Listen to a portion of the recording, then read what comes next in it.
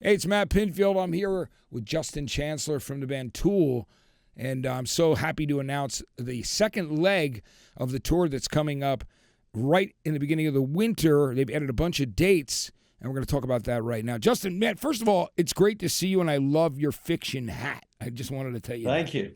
Thank you. I didn't mention this to you, but my brother is the managing director of Fiction now. Oh, he is? That's great. That's what he's doing now. Yeah, so that he could probably get you that Robert Smith interview as well. Yeah, that'd be amazing. I'm sure he could, which would be great because it would be like come full circle of here I am now at my age, in my 60s, just broke into my 60s, interviewed him in my late teens, the very end of my teens, and then, in the MTV years at 120 minutes. So it would be a bookend of many years.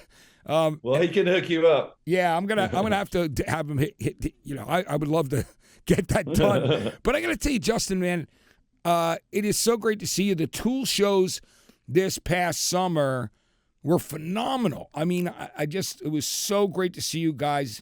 You always have so many great things going on stage, but the performances were just really breathtaking. I loved them, and Thank you. I gotta say. It brings me back to, Justin, when you and I first met and I was hanging out. Remember in the early days by the time when you came over and were part of, with Enema and everything, and we were on the tour bus together. Remember we went on the tour bus to Lollapalooza to one of the dates we were hanging out? Right. That's a long time ago. It's so long ago now, man. It's amazing because, I just look back and I'm like, I remember that tour bus ride and, there's so much history, which is great. But I love that there's still friendship there. I hung out with Danny Carey and talked to Danny, and interviewed him at Aftershock and Maynard at Welcome to Rockville. So cool. So now that I've got you, Adam's the only one who hasn't done it yet. But there's always a chance. But I love that we get to connect because I wanted to talk to you about. I was really excited. I read something you wrote. There was a thing they asked you about great songs for metalheads that weren't metal, and you put one of my favorite songs on that list, which is Swerve Driver, Rave Down. Oh my God! Isn't that one of the greatest heavy, sludgy, slow, incredible songs? Yeah. Well, I kind of grew up with them in London. When I was in Peach. My last band, we were playing all the pubs around town. They were already quite successful in Europe, at least, but I was a massive, massive Swerve Driver fan. And the original bass player, Adi, was a huge influence on me. Adi was cool. Yeah, I think he ended up in a band called Skyscraper. Yeah, for a while, right? Yeah. But my good buddy Steve also became, right at the moment that I got asked to come and audition for Tool, the same thing happened to him with Swerve Driver. He was in a band called 8 Story Window, and he got the job in Swerve Driver right when I moved out to join Tool. So a little bit of I'm probably the only person that literally was going through records recently and found my 7-inch of I Will by 8 Story Window, and actually have that first album. And I love that song, I Will. That's a great song. They've got they were cool. I played all those bands, you know what I mean? And you played everything. Yeah, and Adam Franklin, I always loved those songs. Swerve Driver are a big band for me that I love, Do you remember Mint 400? Yes. Mint 400? Yeah. So they were 8 Story Window and Mint 400 were my brother's kind of bedroom label. We released those along with the Peach record as well. I think he had 4 or 5 bands that we made records of and did the artwork and all that stuff. But that was That's amazing. It's so cool, that connection. Yeah, I played 8 Story Window for my girlfriend, right, who's really cool and loves great music, but there was no way she'd ever heard it because she's 41. Right. And so I said, I gotta play this for you. She's a huge Tool fan, but I just, I have those things I love. I of course back in the day got to see Swerve Driver. They were playing with the Wonder Stuff and some bands, maybe Ned's, at the big day out in Bescott Stadium, Walsall in Birmingham. It's just a long time ago. But I always loved those guys. So and Rave Down's one of my favorites. And I saw you talking about it, and I was like, and I just saw I was in the shower and singing "When a Pistol Crack Spins Me Out Sideways." You know that lyric? Yeah, such an epic album. That whole Ray's album. Yeah, Ray's is incredible, man. Son of Mustang Ford, all the stuff that was on there, it was so good. Yeah. And then later, Duel, Never Lose That Feeling, all those other songs, so great too. But Mescal Head. Yeah. Thank you for a bite of Mescal. Great album. But thanks for letting me go off on a little tangent because I'm a music fanatic, and you know that I love that, and I just knowing your brother, and you guys that he was doing labels out of your house on all those cool bands. That's so that's something I didn't know. So I love that. You know what I mean? Finding out. Yeah. So cool. You got to tell your brother when you talk to him. Go, hey man, I met this guy who I've known for a long time in America who actually played those records. Yeah, he's listening to 8-Story Window still. Yeah, tell him, well, it's wild because I hadn't thought about it in a while, and I found it in a box. It was like, oh, man, I love this song. And I put it on because it had like this, very kind of drenched guitar sound, and it was really cool. I mean, they were a really interesting band, I thought. Chris Conklin, his compositions were really out there. But very beautiful. We used to listen to Levitation a lot. Do you remember Levitation? Loved Levitation, Yeah, so they were, there's a lot of inspiration from that as well. Yeah, it's incredible. So, Justin, let's go back. Well, first we should talk about, it's so great for Tool fans that you guys have added all these dates for the second leg of this tour, and you're going to be in Los Angeles on the 14th on Valentine's Day and the day after at the, they call it the Crypto.com Arena. It's still the Staples Center to me. I mean, but... Me too. It's kind of hard to get used to the Crypto.com Arena thing, But yeah. It's a bit of a mouthful. It really is. So tell me about it. I know the shows have been so great. What was the decision to extend the tour? Was that something you guys just decided that you wanted to do? It's a good idea. Let's play some more shows on this round. Yeah, well, we really, everybody got kind of stuffed by the COVID thing, and the pandemic, and I think it kind of stung a bit after getting our record out after so long, releasing it. And then basically, as soon as we got to America, I think we were in Australia before that, somewhere like that. And we got back, stateside, and it was like a week, and then we were all shut down. And then we all know what happened after that. So I think we were just super hungry to get back at it, when this was all possible again. So we're enjoying ourselves, and we're trying to go everywhere and more, to the secondary markets. We've been in like Idaho Falls. I'm in Hartford today. We're kind of all over the place, but it's what we love doing, and just we're really getting to play these new songs now. You can't just pick it up and be amazing at them, from the get-go. You've got to really live with them on the stage and in live situations. And so really exploring those has been, wonderful. And it's still very fresh. That album is totally fresh for us, especially in the live arena. So yeah, we're happy to keep going. I think it's great. It really is. And, there's also been, talk about, because a lot of times there are many years between albums. And the great news always is that your audience always goes with you. I mean, they will be there no matter when it comes. I mean, that's got to be a great feeling knowing that you have such a devoted and loving and true committed fan base that, they literally have stayed with the band and they'll wait for a new record with absolute excitement. Yeah, it's really mind-boggling, and we're really grateful for the support. But the funniest thing is when you take that long and your audience stays with you, when they come back and see you again, they have kids and they bring them as well. So it's kind of been like a generational jump also, just the fact that it's, the career has been stretched out the way it's been. I think our music needs that kind of time. It's kind of dense and complex to get into in the first place. So I don't think it's unreasonable for, to live with it for each album, to live with it for a long period of time, But yeah, I see people coming back now, and they've got, they're bringing their teenage daughters and sons, and that's really, really exciting. I think it's great. There was a little baby there the other night, little, like, must have been like a 4-year-old girl with a little pink tulle shirt on, and she was at the VIP thing and everything, and wrote us a little note to the whole band. And yeah, it seems to translate down through the generations too, so that's exciting. Yeah, I think it's great, man. And also I know that it's recently been said that you guys have been kicking around some ideas for some new songs and a next Tool album. And that in Fear Inoculum there was some stuff that kind of didn't make the album on the cutting room floor that you still felt pretty good about. So talk to me about that.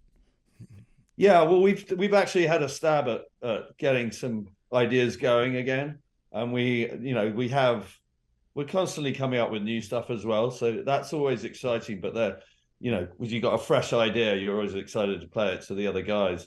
But there is definitely a pile of goodies that we didn't use for the last one, and that perhaps we didn't use for the one before that. We have some really old stuff that we've never used.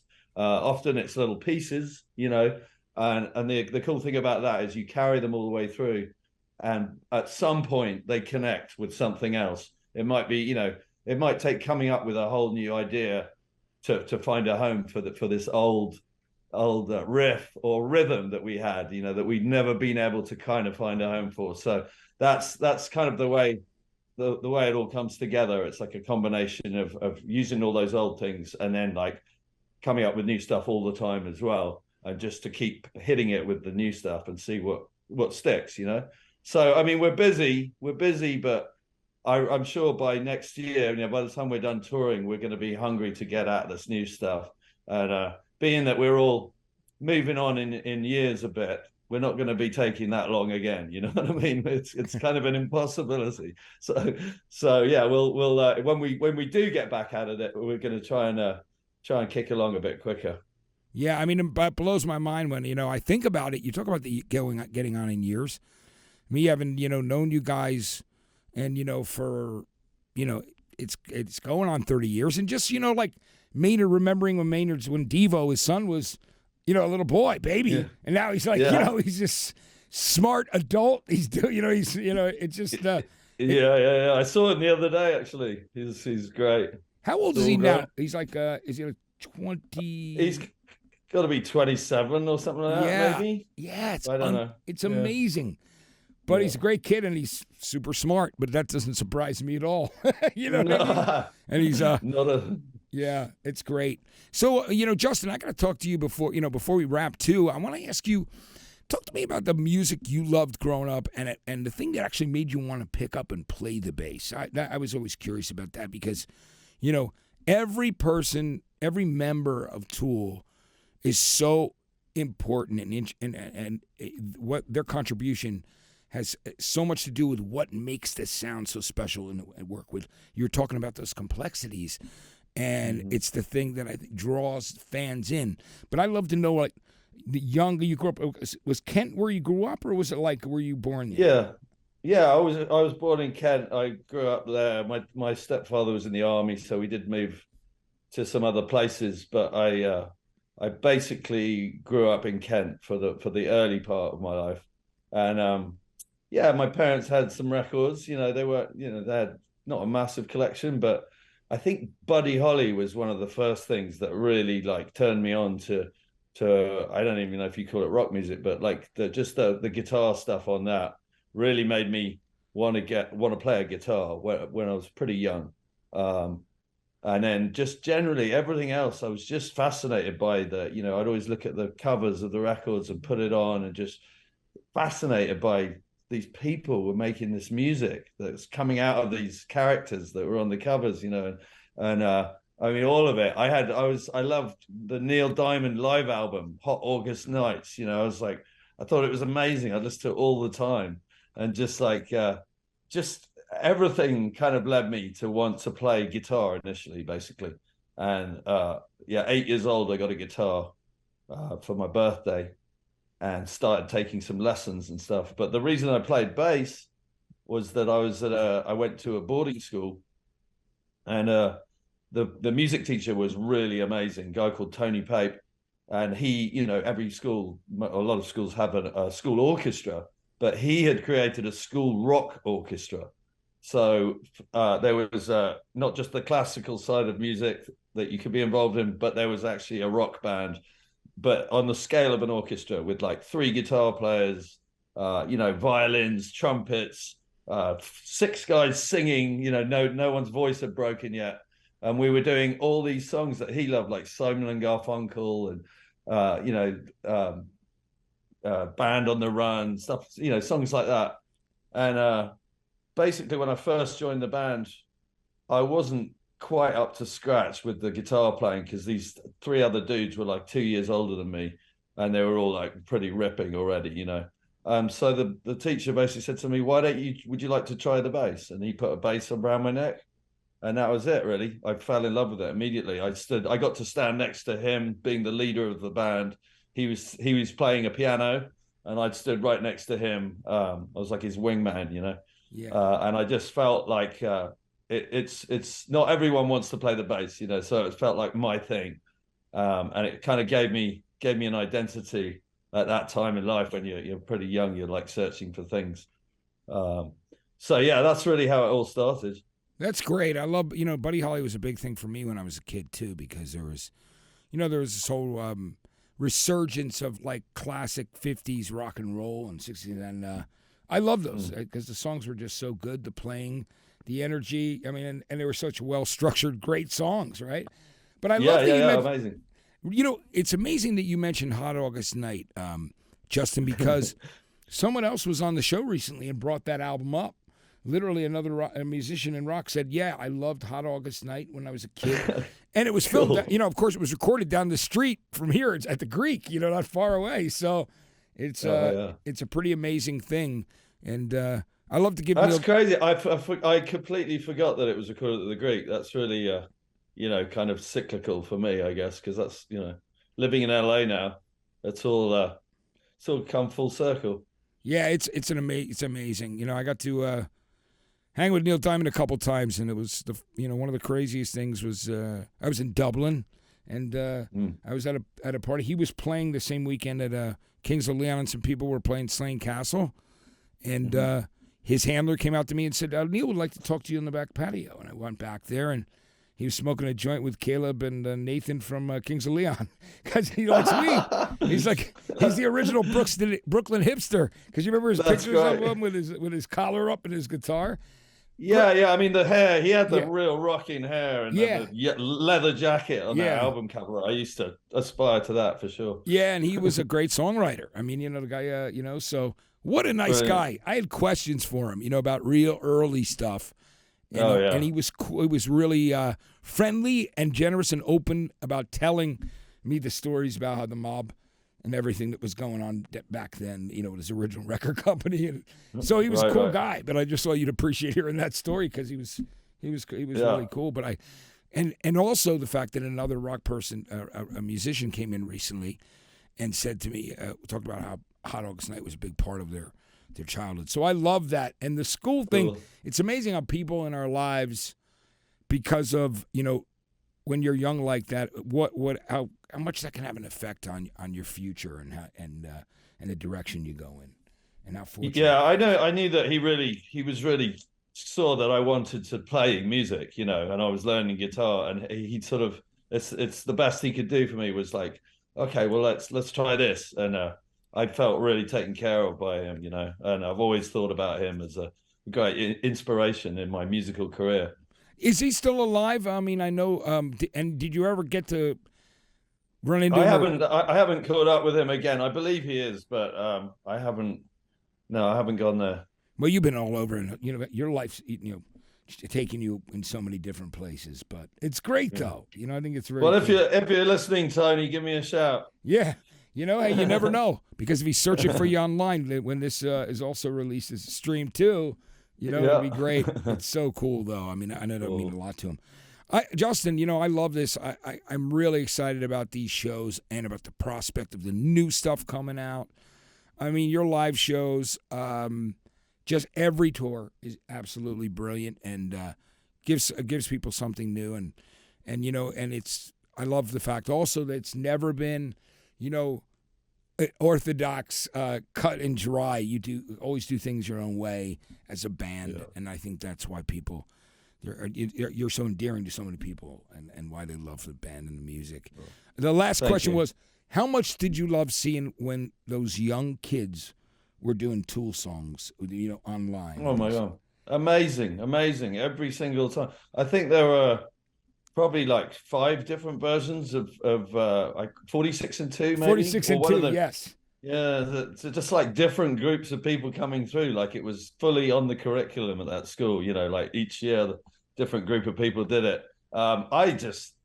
It reminded me of Tony Pape, it reminds me of that experience when I got to be exposed to really cool music. Why shouldn't you be when you're at school, I think it's quite forward thinking of any music kind of situation, rather than to be old fashioned and just, teach the old classical stuff. I think it's great. It's just puts that much more creativity into a young person's head, and expands their mind and inspires them onto new heights. So I loved it. I loved all of those versions. I can't get, they don't get old. Yeah. Keep doing them. Yeah, it's beautiful, man. I loved seeing them. I mean, I was just blown away by the young talent, and to see them doing a Tool song just like that. I think that's the thing that blows everybody away. It's just so cool, and you're like, they're going to do great, and that's all you really want for them. You want them to follow that path of music and their love of it, and like you said, expands their minds. Justin, thank you so much for catching up with us today and taking the time, man. It was so great to see you. I look forward to seeing you and coming to the crypto.com arena. Yeah, if it's still called that, then it was called the Staples Center. Might be called the the Marullo Media Academy by then. I don't know what it'll be called, but I always laugh about that. We're like, how long is that name going to last? And that's not an insult to the company. I'm just saying that it's always weird when they start putting the third party names on all these venues, and they end up changing. But listen, again, thanks so much for doing the extra shows. Thanks for coming and hanging out with me today. I really appreciate it. You're welcome, Matt. Can I just mention that I've got an album coming out tomorrow? Let's talk about that. Yes. Just real quick. It's called Empty Void, which you'll relate to with your illustrious career. Yeah. My band's called Empty Void, and the album's called Matters Not Part 1, and it's me and my friend in Poland that we created it during the pandemic. And people can, if they want to buy a vinyl, they can go to my website called globalawning.com, and social media is at Empty Void Official and at Global Awning. If anyone wants to find out about that, but I just give myself a little plug there. I think it's great. Big labor of love that we're finally releasing to the wolves tomorrow. And I love that it's called Empty Void, too. When I saw that, originally I was like, I'm glad the record's coming out tomorrow. I'm going to definitely order one because I like to support. You know what I mean? I'll definitely do that, especially because, it's you guys that put that together as your project there. But it's great. So tell me a bit, can you just quickly before, because I know you have stuff to do, but can you tell us a little bit about the music? Is it experimental? What's the vibe of it? Yeah, it's very experimental. I mean, it's kind of, my friend Peter does a lot of he's like a noise warrior. He records a lot of noises and then he kind of crushes them and stretches them, and he makes these big atmospheric paintings, soundscapes, if you will. And the way we write our music together is he basically sends me stuff like that. It was fun doing it remotely because everyone was pretty bored during that time, so I had a lot of creative stuff going on, but he'd send me a soundscape. He also would sometimes put a beat over it, and I would basically just sit in my studio and spend an evening reacting to it and just completely train of thought, like throwing bass ideas on top of it, and then I'd send him about 6 or 7 tracks back, and he would literally have his way with it and cut them up and pick the bits he liked. I mean, some of them were really out there, like I was just making noise and stuff. So to hear what he'd done with them, and he reacted pretty quickly. He'd send something back within about 48 hours. And and I'd receive back his interpretation of what he thought was good that I was doing to his thing, you know. So very reactive, the whole process. And then once we had bass and drums, we'd start to kind of mold it into a song, you know, get rid of the odd bit and add a little bit here and there, and then he'd put vocals on it. So we also did there's a lot of collaborations on the album. I think 3 or 4 different artists that people that I've run into. I just follow my nose when it comes to collaborations. You know, if I've had the fortune of working with someone or met them, then I tend to ask them back to do something with me. So yeah, it's just a real experimental thing. And you know, the idea of empty void is basically, you know, it's a big empty space with great potential, great creative potential to be filled. So yeah, that's coming out tomorrow. I just wanted to mention it. Yeah, that's great. Absolutely. Thanks for telling everybody about that. I love that. And that's Cool. it's not hard for people to remember if they search MT Void. I can just think about that. You know, as opposed to Empty Void, which is great, but it's the same, you know what I mean? But I love what you guys did with it, using the old original initials when it was a music channel at one point, right? Right, but now it's an empty void. Yes, it is. I would not argue with you about that. And I love that. So listen, Justin, again, man, thank you so much. Congratulations on the new record coming out. We're excited about the new Tool material and the tour. And tickets are on sale tomorrow. So thank you so much Thanks, Matt. for hanging. Great to see you, Justin. All right. You too, man. I'll speak soon. Justin Chancellor, Tool, everyone, on New and Approved. And Justin, don't forget, check out his new album, Empty Void. There'll be new Tool material coming. And you can get tickets now for the tour that's happening in January and February.